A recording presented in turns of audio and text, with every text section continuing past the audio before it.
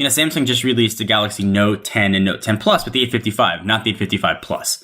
So this is not an out-spec'd or outdated phone now 5 months later, surprisingly. I don't think any device is worth $2,000. If you were going to spend $2,000 for any phone, this is the one to do it because you're getting a truly different experience. Welcome to Geared Up, brought to you by National Car Rental. I'm Andrew Edwards. I am John Rettinger. And Gear Live is your weekly look at the world of consumer electronics and gadgets. And John, we have a big event coming up in just a couple of days. Next week, probably the biggest event of the year in tech, would you say? Yeah, I think arguably the biggest one. And this is the only podcast that you'll need to know what to expect, when it's happening, where it's happening, and when to run out and buy or not buy. All right, you just made me nervous. I was like, ooh, do we have all the information? We have most of the information. We have most of the information. We are going to break embargo and share everything. Yes, and obviously we're talking about Apple event happening on Tuesday, September 10th, where we expect Apple to announce the brand new iPhones for, the next year, the next cycle, which they've done like clockwork for, I think 7 years it's been now, 7 or 8 years where they've done the iPhone in September. So we wanted to actually talk about, though, not the iPhones, because we talked about it last week and the week before, kind of what we expect to see from the iPhone itself and our predictions for the iPhone 11, 11 Pro, etc. And even your dream build, the dream features that you would want to see in an iPhone. But over the past few days, rumors have been percolating and circulating about Apple giving us a one more thing, which if you're unaware, the one more thing is basically something that Steve Jobs started back in 1999, where they do their thing, they do their spiel, they give you all the information, and then they act like it's about to end. Hey, thanks for coming out. And then, wait a minute, we forgot we have one more thing, and the crowd goes crazy. And it's usually something big. It's never something like super tiny and small. Usually it's a giant new product redesign or a completely new product line. It's traditionally been that kind of one more thing. Now, John, what you just said is true for more recent one more things. But I actually did some research before we started this show. And I wanted to kind of go over the history before we talk about what we think the one more thing could be here in September 2019. I wanted to take you back 20 years, 1999, and bring you forward to present day and tell you what each one more thing was. And maybe you can tell me if you think it was deserving of that designation. All right. So prove me wrong, Mr. Edwards. Let's see what we got. All right. So we're going to start at an event called Seybold. I think it's pronounced Seybold. Seybold, 1999. Steve Jobs on stage. One more thing, the introduction of the Apple Cinema display. I mean, new product line at the time was big. It was a new hardware that Apple was getting into. I believe they got into it because I didn't think anybody was sort of doing displays up to their standards, so they figured do it themselves. In retrospect, tiny, minute, didn't matter. But at the time, probably pretty big. Actually, on the stage, I didn't even know Apple made dedicated CRTs, but they showed like a flat screen, not this like the slick cinema display, but like a flat screen 15-inch. And then Apple also sold 15 and 17-inch CRTs, like the big bulky CRTs. And so this was, hey, check this out, super slim, thin, slick display. So that was the first one. Next, so that was Seybold 1999. Next, in the same year, Apple event 1999, they introduced, and this, I didn't even know about this, something called the iMac DV. DV standing for digital video. It had RGB out, and it came with 10 gig hard drive instead of the smaller hard drive in the regular iMac. This was like the iMac Pro 20 years ago. And then after doing that one more thing, Steve Jobs said, and now we have one last thing. And there was the iMac DV special edition, which came with, get ready, 128 megabytes of RAM. That's crazy. Yes, a 13 gig hard drive instead of a 10 gig hard drive, and a new graphite color. So these were the iMacs that were those big bulbous ones with the, the colored shells, if you will. So even back then, Apple was charging more for a special color. Correct. Correct. Yes. Graphite. Even back then, they didn't know what space gray was. Still couldn't figure it out. They could have called it space gray because the graphite was gray. It was basically see-through gray. They should have. Oh, man. It was close. Lost opportunity right there. Worthy of the title or the designation? I mean, it's big. I mean, they were trying to merge the TV and the computer into one. Clearly a miss. But I still think worthy of one more and the seldom used one last thing. Okay, yes, very seldom. Okay, we're going into Macworld 2000. Now, one thing I want to pay attention to, by the way, look how often this is occurring. So there was 2 in 1999. Now we're going into 2000. See how often they use one more thing and how it progresses going forward. Okay, Macworld 2000, San Francisco. One more thing, an update to the Mac OS X UI, bringing into light Aqua, that lickable candy coated interface for Mac OS or for OS X back in the day. Yeah, weak sauce. Weak sauce. Now, see, I actually felt the opposite when I was watching. I was like, oh, this was an iconic look. I think this was when the Mac started getting like some mainstream attention from people just because it looked so different from Windows 98. So, I mean, so certainly it looked different. It was important design language, but worthy of the one more thing. Yeah. You're right. I say no. I'm taking it back. Okay. Macworld New York 2000, same year. The Power Mac G4 Cube. This was promised to be the merging of the iMac and the Power Mac into its own special category, almost like a pro version of the iMac, the G4 Cube. 100% worthy of it. Worthy. See, that failed. Totally failed. That failed But hard. at the time, that was a huge new design language. I mean, the clear plastic case looked like the cube was floating. That was a brave... That actually was a bold move that ended up failing. But as far as look what we can do, I think absolutely worthy of one more thing. And might stand out as one of the most worthy one more things Apple's ever done. Okay. So from a historical perspective, it gets the nod, but as a product, it didn't do too well. As a product, not so well. But as a positioning Apple as sort of the design heads and the design leaders, I think it did a really, really a solid number moving them forward. Okay. Next. Okay. So we went 2 in 1999, 2 in 2000. Now we're going to 2001. The only one more thing of 2001. Macworld, San Francisco, the Titanium PowerBook G4. I was never a PowerBook fan, and I know that's an unpopular opinion. I think weak sauce. The PowerBooks were never anything that I was that into. What about the material though? Titanium. Apple's bringing titanium back. Apple's bringing titanium back, unless you put it in like a leather case, and then it was going to die the titanium.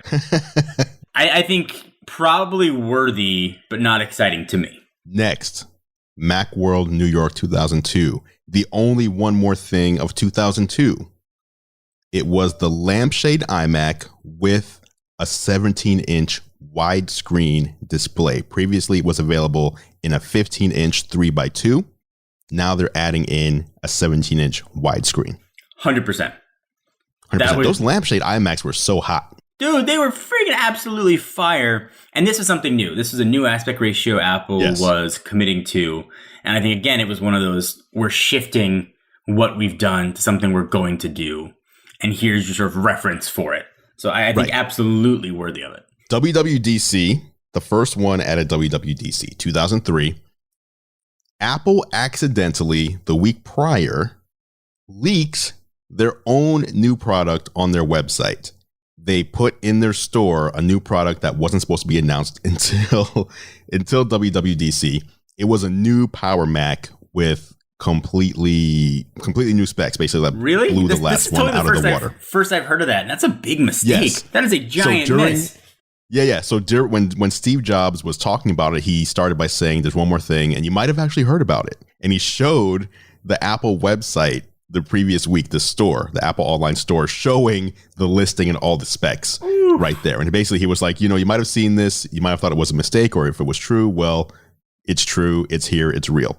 So new Power Mac, but basically this is just like a even though it's an extreme spec bump, it was really just a spec bump of a product that already existed. Yeah. I mean, since it already leaked, not worthy. It is not. It is not worthy. Not worthy. Not worthy. Okay. I'm sticking to it. Same year, Macworld 2003. So we're getting a second One More Thing. This was the introduction of the 12-inch PowerBook. Now, you said you weren't all about the PowerBook, but if you remember back then, their laptops were 15 inches and 17 inches, and now they were introducing a 12-inch notebook with the exact same size full keyboard. Worthy. Not exciting to me, but definitely worthy of One More Thing. It was a new size without limited functionality. Next, the only One More Thing of 2004, and I think this might be my pick for the lamest of all One More Things in history. At the event, Macworld 2004, they introduced the iPod Mini. Now, that wasn't the One More Thing. Mm-hmm. They introduced the iPod Mini. The One More Thing was that it doesn't only come in this gray color, it also comes in 4 other colors as well.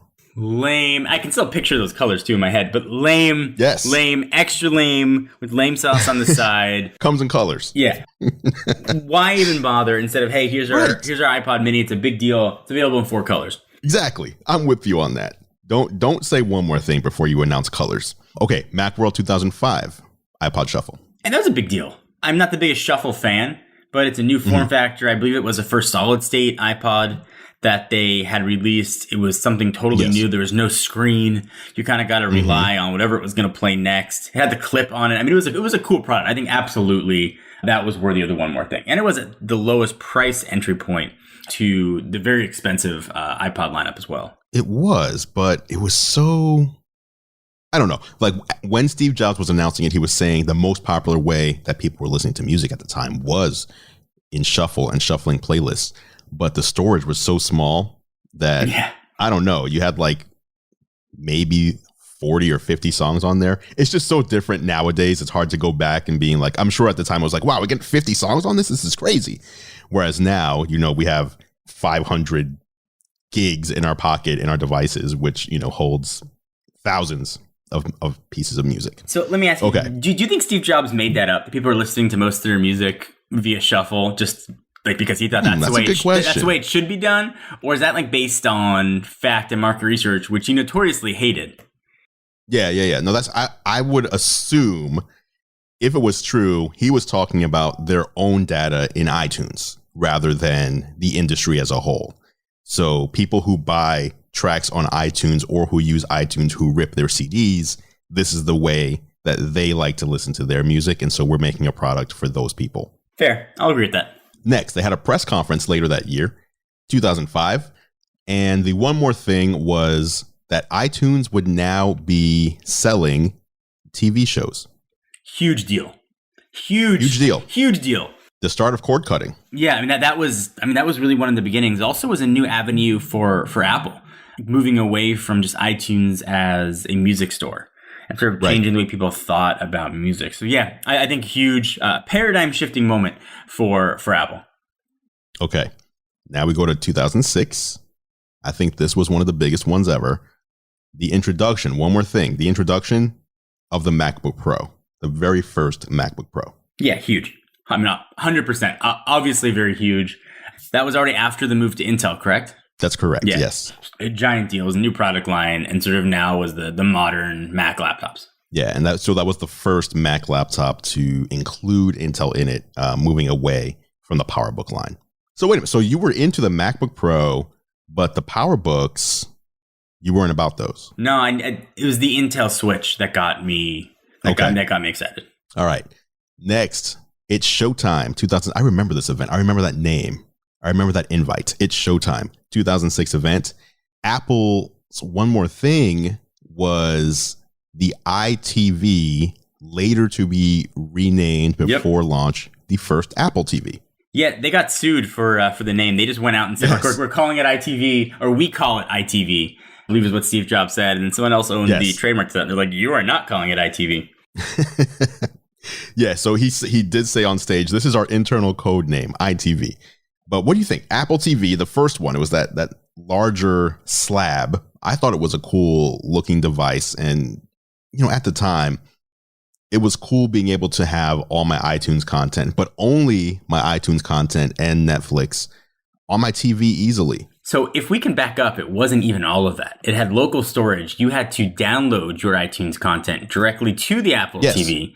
And this was before Netflix. Not streaming. Yes. Before Netflix even came as a streaming option on it. That's all this thing did. I had one. I thought it was interesting and fun. I very rarely used it in practice. But it was Apple. And one of the first times I think Apple was sort of openly beta testing a product that probably wasn't ready for mass consumption. It was cool what they did. It was a nice design language. It ended up being a spot where my cat would just sleep because it got super hot. I would say yes, worthy, but in the pantheon of product launches, probably boring for what it actually ended up doing. Okay. I still have mine from back then, 13 years later. I just thought it was such a cool product. And the way I actually used it for most of its life, for like 8 years of its life, was not connected to a TV, but connected. I had a smart fridge that had a TV, like a display built into it. And it had the RCA or whatever you call it, the inputs. And I put the Apple TV on top of the fridge and plugged it into the fridge. So it would always have like a slideshow, that slideshow of the photos. That was basically my use for that Apple TV for many, many years. And they only stopped supporting it like 2 years ago, which is crazy. Yeah, you may have found the one good use for that, like first OS version, hardware version, Apple TV. Okay, now we're going into 2007. My pick for second lamest. It's not as lame as, hey, this iPod comes in colors, but Safari on Windows. I mean, lame. So lame. And I believe that this was the other side of the Microsoft extending Microsoft Office for Mac. I think the other side was that they had to make Safari available for Windows. Now, I could be incorrect on that. I mean, who wants that, though? Who's on Windows wanting lame. Safari? Super lame. Like, nobody. I mean, especially when, at the time, Internet Explorer was so great. Yes. Just kidding on that one. I don't want to get hate letters. Firefox was all the rage back then. Firefox was the jam. 2007. All right. That was the only one of 2007, by the way. Safari on Windows. Going into 2008, the only one of 2008 was the MacBook gets a premium finish. So that white plastic MacBook, there was also a black plastic version. Apple created the first MacBook that was metal, similar to the MacBook Pro. So basically, better specs, but also a much more premium finish than the plastic. So I bought that one for my wife. I loved that computer. That computer was one of the most easily upgradable laptops. Had that little panel that slid off. I was able to put in an SSD in that, upgrade the RAM for her. That computer was amazing. I think absolutely worthy of one more thing. It was a totally new design. But I do want to show some love to those plastic MacBooks. I wanted that black plastic MacBook so badly. It looked amazing. And I hope they bring that design language back somehow, or bring back a pure black laptop, because they did it really well. Now, you're not asking them to bring black plastic, though, just to be clear. You want black. Like anodized black. Anodized black? Oh, it looks so good. I color weared matte black, one of the 12-inch MacBooks. Oh, did you? Yeah, and it looked so good. It looked so good. Do you still have that? I gave it away. That sounds cool. I want to see. We did a video on it. I gave it away. I think Mark Linsangen is the new proud owner of that. I loved it. I thought it looked amazing. I would love to see them bring that back again. I agree. Okay, moving on to 2009. The only one more thing of 2009. Now, again, notice it was multiple times a year, and now we've kind of gone down to once a year. 2009, Apple's music event, so their September event, so Steve Jobs announced this as a free upgrade, which made no sense. It was an 8 gigabyte video camera because they wanted to compete with the flip cameras of the world. And they introduced a new iPod Nano with a wide screen and video camera and mic built in to the Nano. I remember that one. It came in a really awesome red color. Totally ridiculous product. Absolutely ridiculously insane product. But in Steve Jobs' mind, I get why it was a one more thing and sort of had that moniker associated with it. But just a ridiculous product overall. But I mean, everybody was remember those you have to remember those flip cameras. Dude, my early videos were filmed on a Minnow. I love those flip cameras.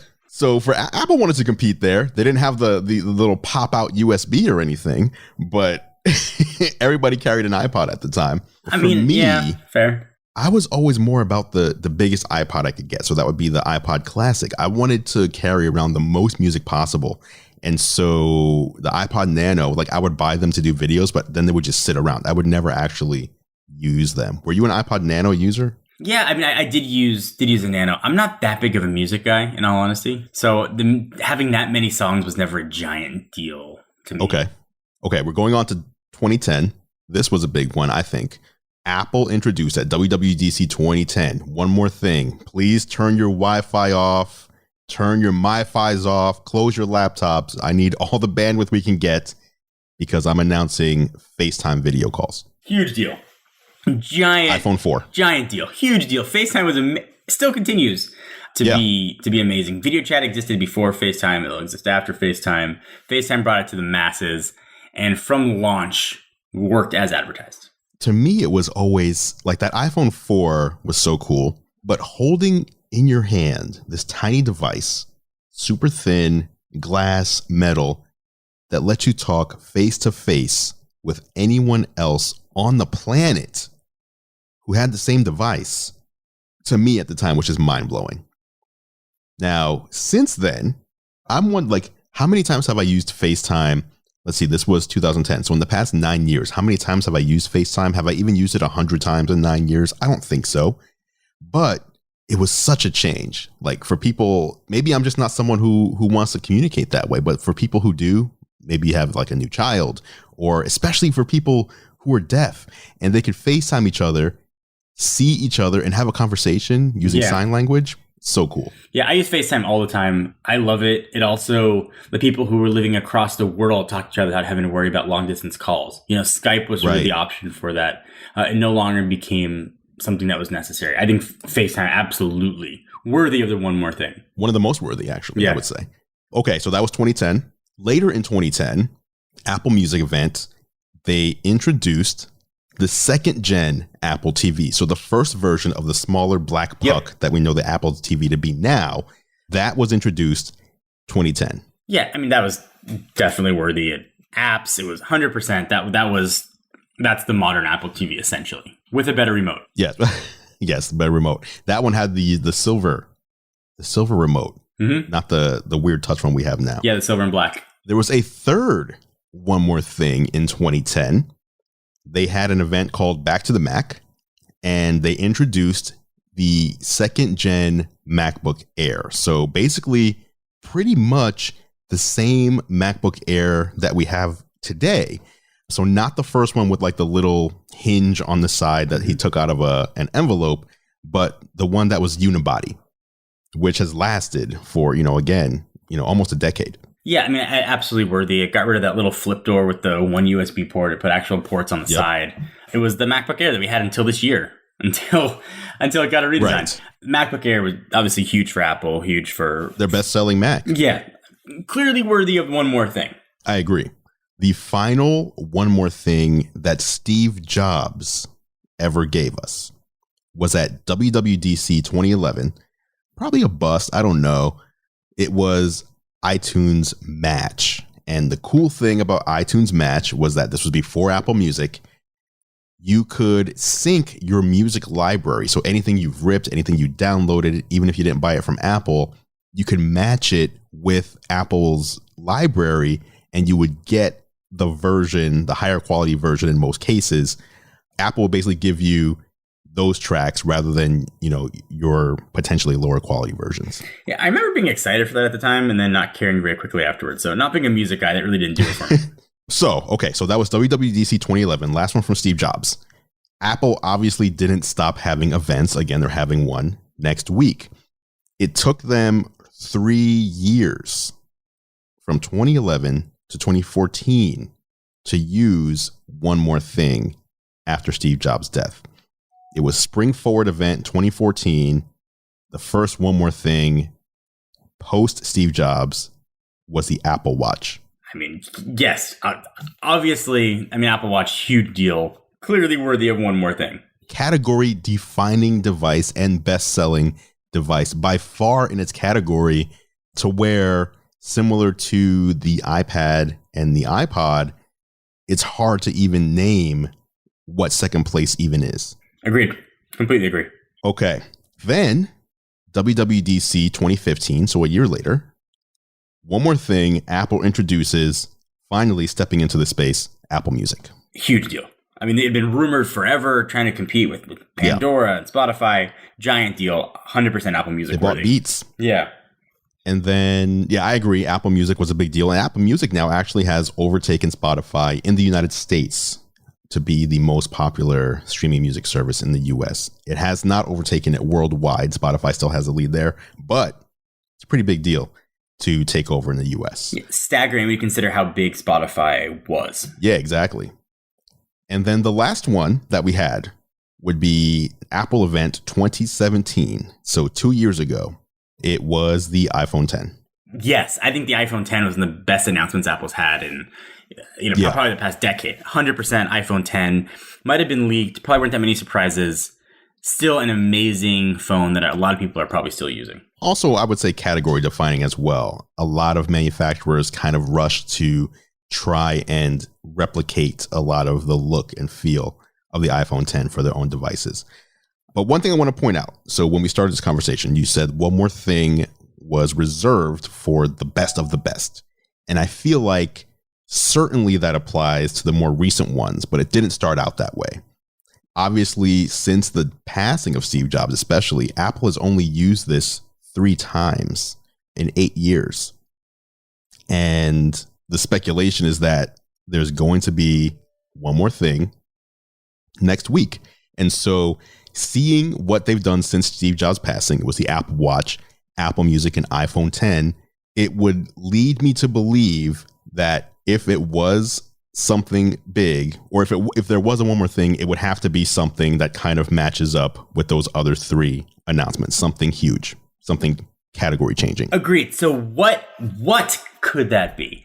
So there are a bunch of rumors of stuff floating around. And the often rumored that it was already canceled, AR glasses.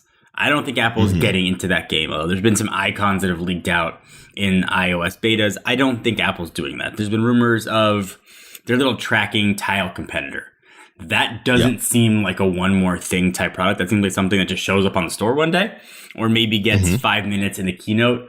And I could be wrong about that. So what could be Apple's one more thing? And I know I'm going to go out on a limb, and I'm going to give a bold guess. This isn't a prediction, but here's a bold guess. It's not a spoiler either. And not a spoiler either. And I have a few thoughts and other ideas. So Apple's been rumored to be in some different phases of developing some sort of car. And I think it's a safe assumption to say we will never see an Apple-branded car. What I think we could see is Apple taking control of some of the hardware inside of cars. So much like we have with Volvo's offshoot Polestar, and soon to be Volvo, Android is running their whole interior system. It's based on Android. It looks like Android's got an app store. If we saw an Apple-based in-car, head unit, in-car OS that was coupled with Apple's hardware for level 3 autonomous driving, I think that would make a lot of sense. Probably a few years off, but if Apple was going to get into cars without buying someone like Tesla or another car manufacturer, I think that would be how they would do it. So that's a wild thought. Apple car. Apple, not a car, not an Apple branded car, but Apple basically serving as the OS and the interface and the hardware in the cabin. Correct. And I would even go so far as to suggest a launch partner for this, and I would say BMW. BMW would be the ideal launch partner for Apple. It slots into that premium brand. They have a wide swath of products ranging for different price points. BMW's current iDrive system is horrible. BMW has worked closely with Apple in the past. One of the only manufacturers, I believe 2, that's offering wireless CarPlay right now. So I think BMW would make sense. And the next crazy idea is I think Apple TV Plus is running up against a huge trouble of not having their own IP. They don't have Marvel characters. They don't have Disney characters. They don't have video games to base their shows off of. They're starting from no intellectual property. So, and they're going to be running into a problem, especially when it comes to price. If they are going to charge at rumored $9.99, I think it's destined to fail. So either Apple TV Plus is free for iPhone owners for a year, or Apple announces they are buying either a movie studio or some brand with intellectual property, like buying Hasbro or even something crazy, buying Netflix. They just sold actually bought $7 billion of debt. So they're already extremely cash rich. They took on $7 billion of debt on top of that. So they've got Now, what does that mean? So essentially, why would they do that? Essentially, it's cheaper. They're making more on the interest in the bank than they're paying on interest to borrow money. Oh, that's funny. So they're making money by having money. So they only have an extra $7 billion. That's a lot of money to throw around for something. So those are your two predictions. The car? Crazy thoughts. Out of the blue, what could be huge for Apple? I mean, it's probably going to be the tiles. would be my guess. Or something super lame. But if they were to do something shocking, that would certainly be shocking. Oh my God. So for people who may not know, Apple is rumored to be announcing, it seems like it's rumored, but it seems like it's a sure thing, something called Apple Tags, where in the Find My app, you'll be able to find your friends, you'll be able to find your lost iPhones or, Apple devices, and then there'll be a third area where you can locate your tags. So basically, Apple will sell you a tracker that you can attach to your luggage or your wallet or anything that you want to keep tabs on where it is and, where it might be in case you lose it. Apple's going to sell these. And I don't think, I feel like it's a cool accessory, but I don't think based on, the previous, 8 years of how sparingly they've used One More Thing, it can't be that. It cannot be tags. That'd be crazy. I agree. I think it would be super weak if they did that. Yeah. I was thinking, AR glasses, I think they are going to go that route. I do think AR, they've been investing and talking about AR more than almost any other company that I can think of other than Microsoft. It seems like, and there's so much smoke there has to be some sort of fire there. I would assume they're working on this. I don't know if that's going to be One More Thing, next week, but I was also wondering, could it be an Apple foldable device? Could they surprise us with a preview? So not, hey, this is going to be available next week or next month, but here's our take on what a foldable might be. Because I feel like the car is happening. I feel like it's happening. But I'm just wondering, is it too soon? These things, we haven't heard any rumblings about, here it is. It's almost here. This is what Apple's going to announce. When the Apple Watch was coming, everyone knew Apple Watch is coming. Apple Music, everyone knew. iPhone 10, so many leaks. For this one, it's what is it? There's nothing. Since there's nothing, it almost feels like it could be anything. I mean, it could absolutely be anything. I mean, Apple doesn't even have an in-screen fingerprint reader yet. Right. I don't think they would jump right to foldable, but man, it would fit the bill of something exciting. So you gave your predictions. Yes. What do you want it to be? If it could be something of your choosing. I feel like the foldable device, if it was up to me out of all those things, show me a foldable. So I think the foldable would be amazing. Selfishly, I'm in the market for a new car. My lease is up in December. So I would love it to be that. I think that would be very cool. I think it would push the car market forward like Apple does for phones and laptops. Yeah. So I think that would be very cool.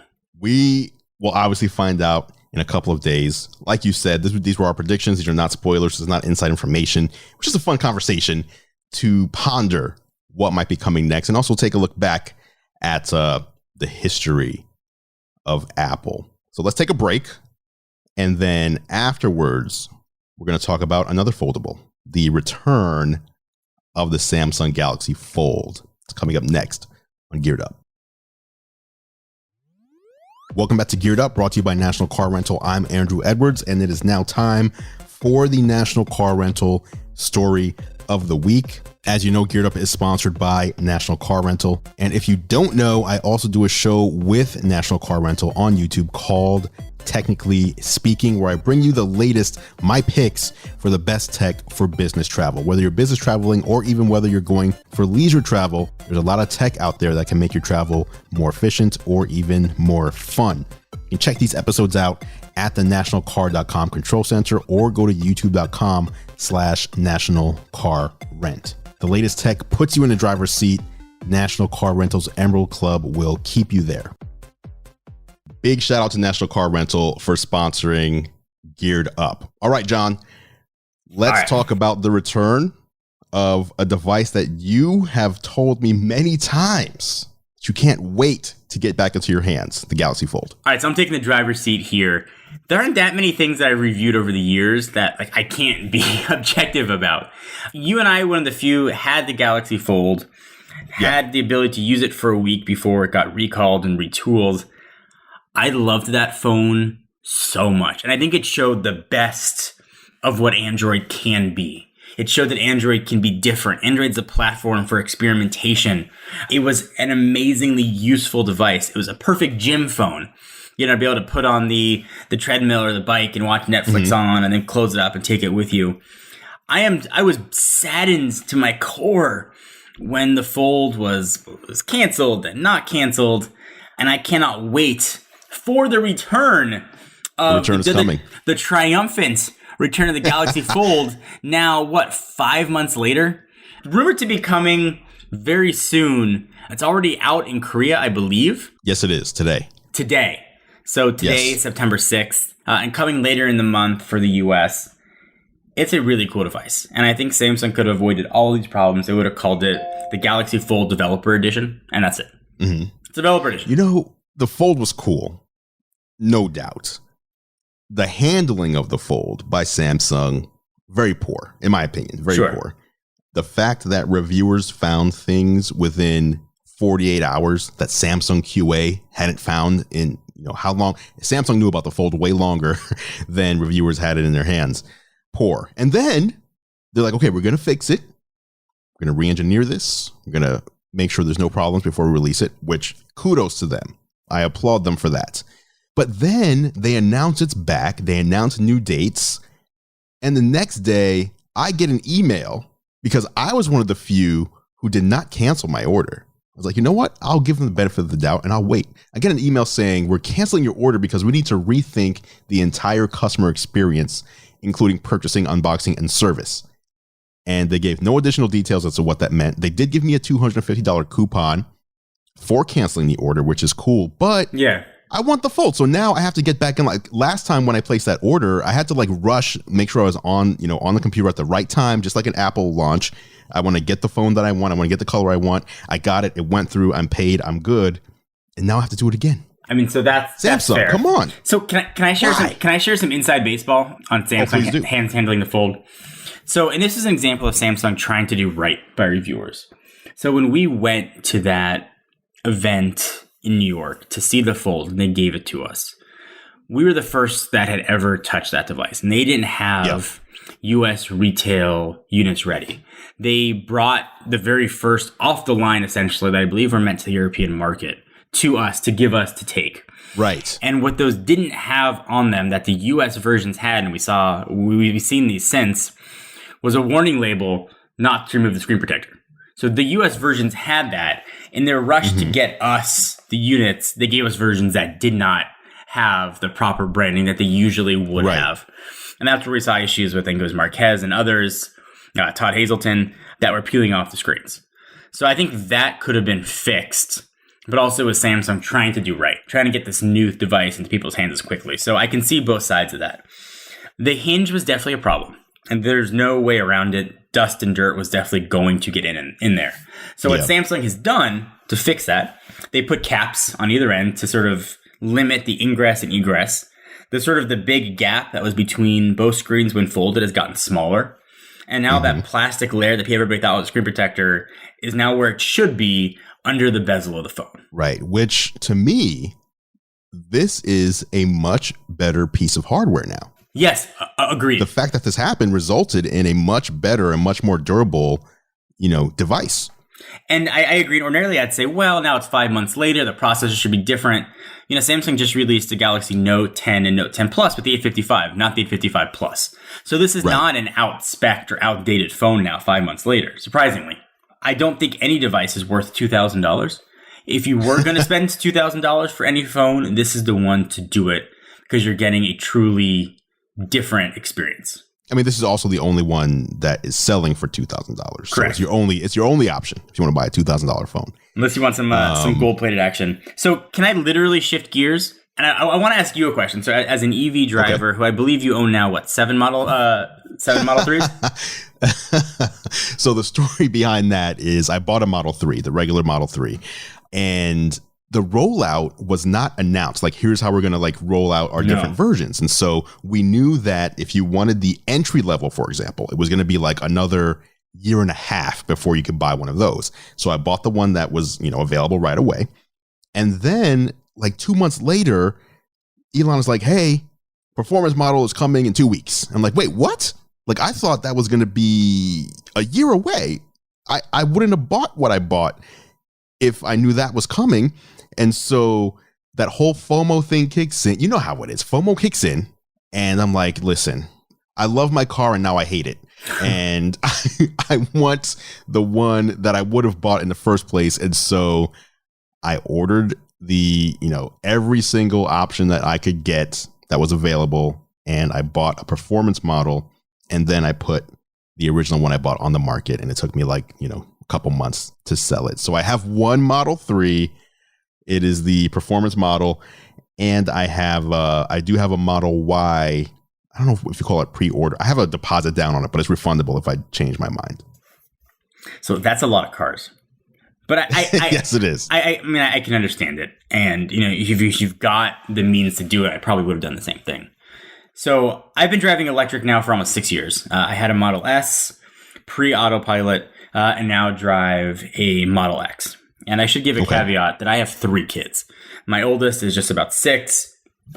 My middle is 3.5, and I've got a 3-month-old. And you have white seats. So honestly, the white seats have been the most durable of anything I've had. The white seats look amazing. The white seats look brand new. That's cool. So very impressed with their synthetic materials. So my lease is up in December. I need a car that I can sometimes drive 3 in comfortably, but I drive 2 because I take my kids to work and I want to go electric. I'm filming in Claremont. For those that don't know, I film in the same studios with John Morrison from TLD Today, Kevin Kenson, and across the hall from Austin Evans. And it's a wonderful, creative place to film, but it's also 50 miles away. So I take my kids to school, drive out to Claremont, and then drive home. So I need a car with a decent amount of range. And it's tough, by the way, as an aside. You said you've been driving EV for 6 years. Is that correct? Correct. Okay. I've been driving electric for 7 years. It's really hard once you have electric and once you don't have to go to the gas station ever. Yeah. When it's time to get a new car, to go back to non-electric, to go back to something gas powered. Would you agree? 100%. Agree. I love it for the instant torque. I love it for carpooling stickers. I love it because I never have to go to the gas station. And I also like that it's green. I have solar on my roof, so I charge my car for free. It's amazing. I'm driving it for no fuel cost. So I'm trying to decide what car to get. Now, December's a tricky time. So the Model Y is not coming till at the earliest next October, November. The Model 3 is a perfect choice. I have a really hard time fitting 3 car seats in it. It's a hard one. You tried this? I've tried it. Yeah, I think 3 car seats is going to be tough in a Model 3. It's too tight. I have you have to put the youngest in the front. Yeah, I've got a reservation for a Model Y, so it's hard to find the right car. But so speaking of EVs and my search to find a car, one new car that got announced looks amazing, and I had a deposit for it before when it was just the Mission E, and I now have to cancel it because there's no way I could fit kids in it, and it's also insanely expensive. The Porsche, the Porsche Taycan looks amazing. I think it's, if not the best looking car on the road, it's hands down the best looking EV on the road. So what do you think about the Taycan design first, and then the weird nomenclature and pricing of keeping the Turbo and Turbo S lines that Porsche usually has in their families? Okay, so before I answer any of this, let me divulge and admit to the world that I am an EV guy, and I am someone who is way more about the cabin of my vehicle than anything else. So what I mean by that is I honestly don't even know the definition of what a pound-foot of torque is. What? I don't know what that is. I don't know what that means. So what I'm saying is I'm not a car guy. I'm a tech guy. And I love my Tesla because I can put it in autopilot, and a car driving itself to me is really cool tech, futuristic tech. I love pushing the gas pedal down and going fast, but I don't know car terms. So when it comes to vehicles, I want them to be cool. I want them to be techie. The rest of it, I'm just not well versed in. So I think the new Porsche looks amazing visually. Visually, it's stunning. I think it's really cool. But the second they announced the price, it became like a Lamborghini or a Maserati. It became one of these cars that is like, okay, I'll see these sometimes, but this is not the car for the average person. It's certainly not even the car for if you want to use the word prosumer. It's not a car for the prosumer person. Like, who has $180 something thousand to spend on a car? Not many people. No. Like these are millionaires, multimillionaires who are buying this thing. And so, the second I saw that, it was like, okay, this is out of reach for not even almost. I would say I feel very confident saying this is out of reach for every single person I know, with the exception of maybe 2 people in my life. And that's tough. Because then it becomes, it's almost like it's not a real product at that point. Because you're never going to see these. I agree. I completely agree. The pricing, they initially said it was going to start around 85, which is still expensive. And then they announced... Wait, so it's supposed to initially start at 85,000 and then it jumped to 185? Now, supposedly, they'll announce the regular Taycan, and then probably the Taycan S, but starting with the Turbo and the Turbo S, they obviously went for the very high end first. So like the $35,000 Model 3, we may see this $85,000 version at some point, but it may not be for a very, very long time. Wow. So do they have a plan? So Tesla's plan was always, okay, listen, we're announcing this vehicle. It's going to be very expensive, but it's going to lead us to this next vehicle, which will still be expensive, but not as much. But then as we sell those, that's going to allow us to build this other vehicle, which is our goal. Our goal is to get to where we can sell these for a price that the average person out there can likely afford. And this is our roadmap to get there. Yep. Has Porsche put out a similar sentiment? No, and Porsche's plan is very different. Tesla and Elon Musk have said their master plan is to sort of further the development of electric transportation. They just want more people driving EVs. Porsche wants more people driving Porsches, and certainly the Porsche brand is probably a higher tier overall. So they're not. I don't think they're operating on grander. We want to save the world. I think they're saying, okay, things are going electric. Let's build the best electric Porsche we can and go from there. So then the next car up after the Taycan is an electrified Porsche Macan. Their smaller SUV below the Cayenne. So they are going to go that more mainstream route, but they're starting with that sort of giant halo flagship.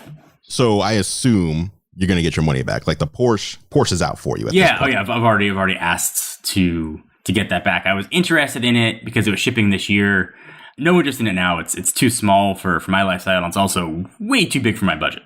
So that being said, you have 3 months to decide on your next vehicle based on the latest information from Porsche. Do you know what direction you're looking?